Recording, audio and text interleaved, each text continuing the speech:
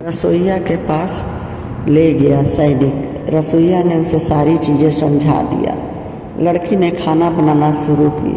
तरह तरह के व्यंजन स्वादिष्ट खाना तैयार की। जब खाना तैयार हो गया, नौकर लेने आए। लड़की ने अच्छे तरह सजा दी, जैसे राजकुमारों के लिए सजाया जाता है। नौकर ने ले गया खाना राजकुमार के पास। राजकुमार तो पहले खाना को देखा, बोला इतनी सुंदर सजावट, ये तो राजकुमारों को जैसे दिया जाता है उस तरह की सजावट है। फिर राजकुमार ने नौकर से पूछा, किसने खाना बनाया? उसने उत्तर दिया, एक लड़की आई हुई है जो अपने शरीर को घास से ढकी हुई है, उसने ही खाना बनाई है। राजकुमार ने खाना खाना शुरू किया। खाना बहुत ही स्वादिष्ट था। राजकुमार ने आदेश दिया, जाओ उस लड़की को बुला कर लाओ। जब नौकर ने गया, उस लड़की को बुला कर लाया। पूछा, खाना तुमने बनाई हो? जी। पर तुम कौन हो? उसने बोला, मैं एक मजबूर लड़की हूँ। तुम कहाँ की रहने वाली हो? तो आस पास के बता दी, इधर उधर के रहने वाली हूँ। नहीं, तुम सच बताओ, नहीं तो तुम्हें दंड मिलेगा। फिर लड़की ने डर से बताया, मैं खुशहाल देश की राजकुमारी हूँ। तो बोले, यहाँ कैसे आई हो? और तुम अपना बदन क्यों ढकी हुई हो घास फूस से? लड़की ने उत्तर दिया, मेरी मजबूरी है। राजकुमार ने बोला, तुम अपना ये घास फूस हटाओ अपने शरीर से। लड़की ने हटा दिया।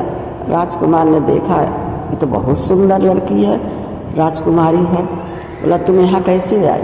उसने बताई अपनी सारी घटना। मेरे पिताजी एक बार मुझसे पूछे, पुत्री तुम मुझे कितना प्यार करती हो? मैंने उत्तर दिया, पिताजी लोग जितना नमक से प्यार करते हैं, मैं उससे ज़्यादा प्यार करती हूँ। पिताजी को गुस्सा आया, मुझे रात से बाहर कर दिए। ठीक है, तुम जाओ।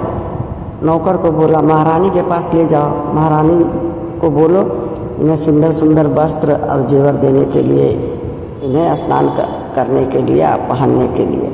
नौकर ने ले गया। फिर लड़की ने नहा धोकर अच्छे अच्छे वस्त्र पहनी, जेवर पहने, राजकुमार के पास आई। राजकुमार पूछे, तुम मुझसे शादी करोगी? लड़की ने कुछ घबराई हुई शब्दों में बोली, जी। राजकुमार बोले, ठीक है। सारे सैनिक नौकर जितना थे सबको बोले, सारे राज्य में निमंत्रण दे दो, आस पड़ोस के पड़ोसी राज्य में भी निमंत्रण दे दो। इनके जो खुशहाल देश के राजा हैं उन्हें खास कर निमंत्रण देना। नौकर सब आदेश मानकर सैनिक लोग सब चले गए। फिर इधर शादी की तैयारी होने लगी। शादी जब होने लगा तो इनके पिताजी आए। विवाह के समय पिताजी आए। लड़की ने बोला कि पिताजी के लिए खाना मैं बनाऊंगी। राजकुमार बोले, ठीक है।